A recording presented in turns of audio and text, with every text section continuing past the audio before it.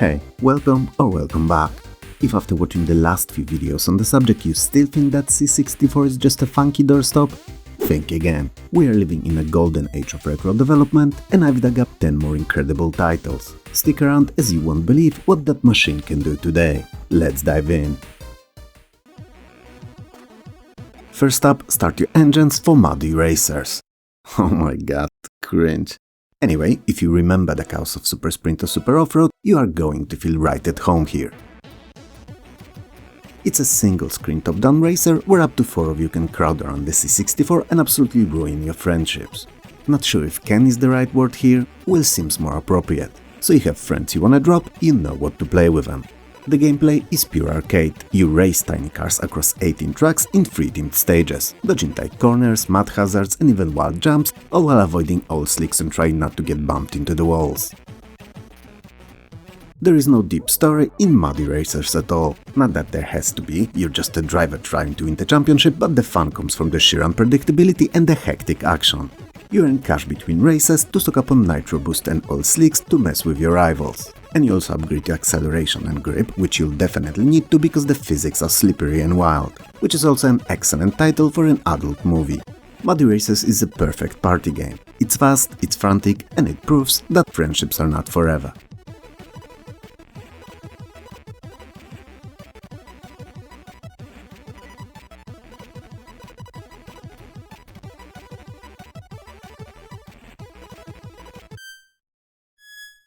Our next title, aptly named Mine Hoist, is truly fascinating, because it started its life as a craptastic 4KB game competition entry, so you know, as small and fully playable game as it could be. But don't let the size fool you, there's a lot of fun packed into those kilobytes. You play as a hoist operator, lowering a cage into an abandoned mine. The goal? Go deep, deeper, the deepest. The problem? No problem. Well, other than the physics. As the cage descends, it swings side to side, and you have to carefully tap the joystick to keep it from smashing into the walls. You can even speed up or slow up the descent, but beware, as hitting obstacles at double speed hurts a lot more. The gameplay may sound simple, but it gets incredibly tense. Later levels introduce unstable dynamite that doesn't just sit there. It can explode and severely damage your cage. Damage builds up until the cage finally snaps off the rope and plummets into the abyss. So the further you go, the tougher it is, but also more fun. It's one of those just one more try, high-score chasers that most of us loved back in the day. It's fun because it requires the zen-like focus. You know, one that's difficult to summon in today's day and age, but ultimately it's just you, the rope and the terrifying depths. Simple, elegant and totally addictive.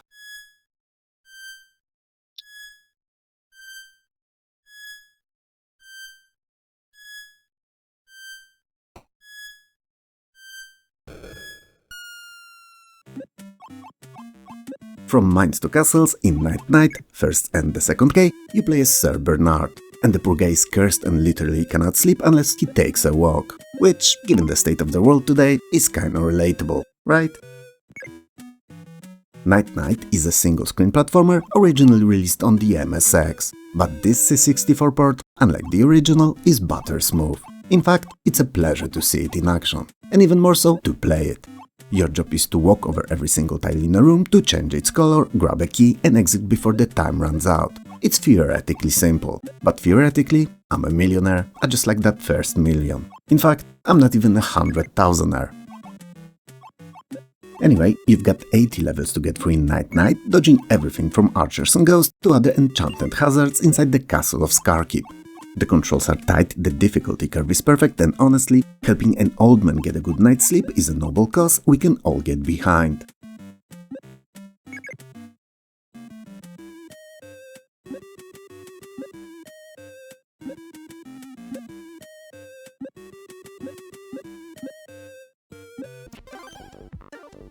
Let's get futuristic with robot jet action. Okay, I promise I'm gonna ease down on cringe. Today. Anyway, in Robot Jet Action, you control a tiny adorable robot equipped with a jetpack. The evil robots from other worlds are stealing jewels from yours, so it's your mission to collect them before they do. Robot Jet Action is a platformer with a twist. Your jetpack can overheat if you're not careful, and inertia makes movement tricky. so you have to work on that fire button carefully to hover and fly through 35 levels spread across 5 themed worlds, collecting jewels and avoiding countless deadly enemies. I'm sure you've noticed by now, but visually, this game is a stunner. It uses graphics mode called ECM, which stands for Extended Color Mode, and it gives it this super clean, unique look that pops off the screen. It's fun because it feels like a lost classic from the 90s console era and not a game running on a system that's older than most of us. It's tricky, sure, but mastering that jetpack hover feels incredibly satisfying.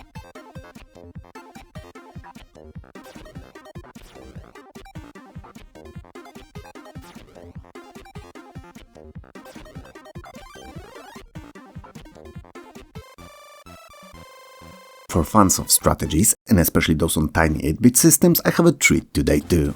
So put on your thinking cap and check out Shallow Domains. Dang it, I promised there'd be no more cringe. Well, I lied, deal with it. Shallow Domains is a turn-based strategy game set in the year 2172. A rogue AI malware from an unknown vigilante is turning machinery against humanity, and you have to stop it. If you like Advance Wars or Battle Isle, stop what you're doing and download this immediately. Unless you're on a toilet, then better finish what you're doing there first. Anyway, Shallow Domains plays on a hexagonal grid, because hexagons are the best agons, moving tanks and units to capture territory and destroy the enemy banner. Fun stuff.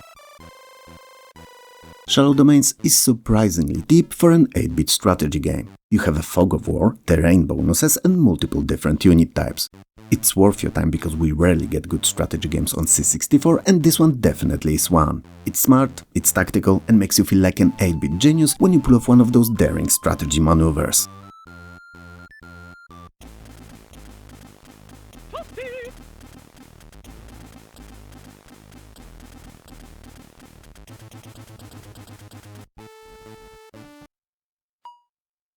Cab Hustle is a modern 8-bit spiritual successor to the classic space taxi. You're a cabbie in a gravity-defying ship, picking up passengers and ferrying them to different platforms to earn cold hard cash. Also for fun, because the game is hella fun. As per usual, in games like Cab Hustle, the trick to acing them is mastery of gravity, or mastery of your little craft that's a subject to set gravity. Potato tomato. Well, you also have to keep your eye on your fuel gauge too, so it's a double whammy. You have to balance thrust, inertia and fuel levels perfectly to fly efficiently and land gently and safely. If you come in too hot, you crash, if you run out of fuel, you crash, and naturally, if you crash, you crash. Cab Hustle is definitely on the harder side because its physics are unforgiving, but it's also exactly why it's fun. It forces you to get good. There's a real thrill in fighting the drift of your ship and delivering a special passenger for a massive fare just milliseconds before the timer runs out.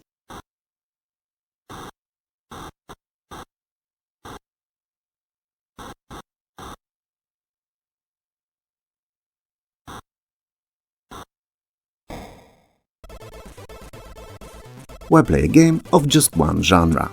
Captain Ishtar is an ambitious title that mixes things up. You play as the Captain Ishtar herself, fighting off the Nitwap Empire while investigating the mysterious planet Petit 4. The game is split into parts. 1 minute you're in a pseudo 3D first-person live space shooter blasting ships, the next you're on foot in a run-and-gun platformer, and then you're using a jetpack navigating planetary levels. It may feel at times a tad clunky, but the variety is definitely not lacking. Captain Ishtar is built using a modified SUCK Redux engine, so shoot 'em up creation kit Redux, but don't let that scare you off as it pushes that engine hard, more than most games you've seen on it. It's fun because of that variety, and you just never get bored because the game keeps changing the rules on you. Plus, the storytelling with the cutscenes give it a cinematic blockbuster vibe that you don't often see on the breadbox.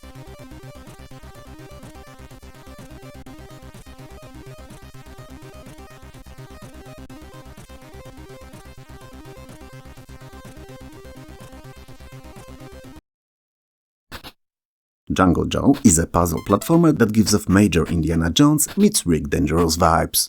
You're Joe, exploring a dense jungle temple and seeking treasures.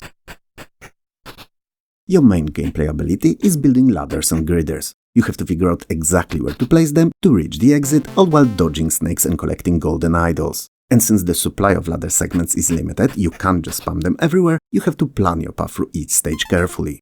Levels are divided into checkpoints and each has a code that tracks your progress and idols collected. Unlike my narration, the pacing of Jungle Joe is great. It's not a twitch reflex kind of a game, it's all about looking at the screen and solving the route. And let me tell you, it's super rewarding when you figure out that tricky room.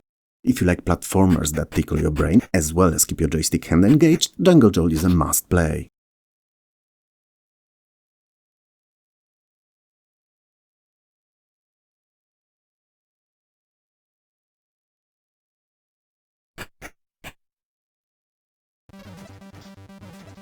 Knights and Slimes has that pure arcade bliss charm to it. The kingdom is overrun and you need to clean it up at all cost. If I was to describe the game in one sentence, I'd say it's a merge between Bubble Bobble and Pang.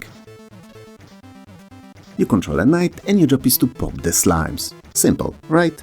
But when you hit a big slime, it splits into two smaller ones, so as you can imagine, it gets chaotic quite fast. The coolest part about it, there are RPG mechanics. As you play, your knight gains XP and you can level up to unlock new abilities like extra health and magic spell power-ups. You can also choose from 8 different knights. And it's this progression system that makes it incredibly addictive. Knights and Slimes is one of those games playing which you lie to yourself by saying things like just one more level, until you realize that it's 3 AM and you've unlocked a new character. It is vibrant, fast and endlessly replayable and you're gonna love it.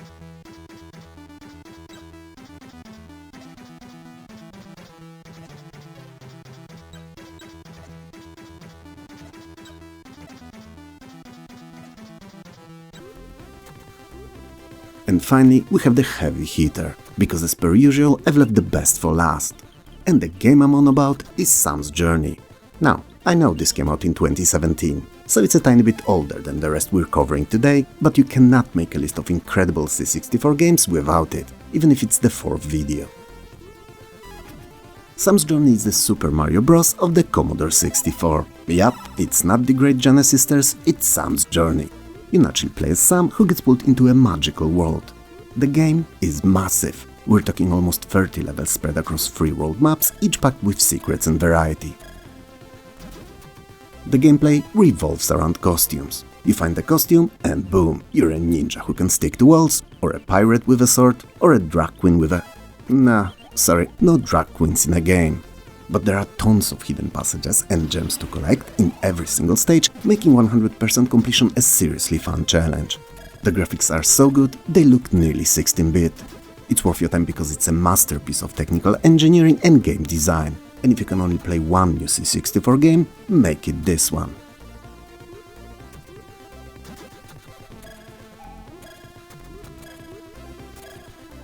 And that's 10 more reasons why the Commodore 64 is still alive and kicking. I'm honestly blown away by the creativity in this community, and you can bet your sweet ass that there's more videos coming. Which of these games would you like to try out first? Let me know in the comments below. If you enjoyed this trip down the memory lane, smash that like button, subscribe to the channel and maybe even ring that bell so you don't miss the next upload. Thanks a lot for watching, take care of yourself and I'll talk to you soon.